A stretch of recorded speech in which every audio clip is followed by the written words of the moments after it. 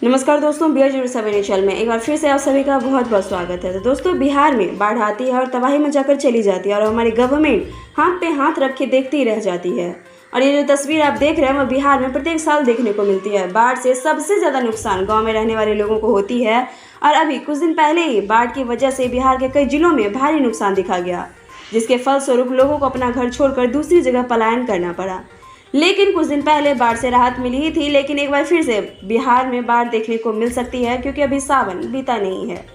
जी हाँ दोस्तों, एक बार फिर से बिहार में बाढ़ दस्तक दे सकती है क्योंकि बिहार में अभी बाढ़ से हालात तो सुधरे नहीं है सही से। और इसी के साथ प्रमुख नदियों में एक बार फिर से नदियों के जलस्तर में वृद्धि हो चुकी है, जिसमें गंगा, कोसी सहित सूबे की 7 नदियों का जलस्तर लाल निशान के पार पहुंच चुका है।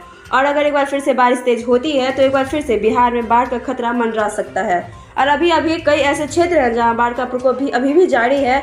मुजफ्फरपुर समेत कई जिले हैं ऐसे जहां पे बाढ़ का प्रकोप आगे भी जारी रहने वाला है। तो ये था हमारा आज का रिपोर्टर्स के साथ हम मिलेंगे आपसे साथ ही तमाम खबरों के लिए आप हमारे चैनल को सब्सक्राइब कर लें। फिर मिलते हैं नेक्स्ट वीडियो में एक नए अपडेट के साथ। शुक्रिया।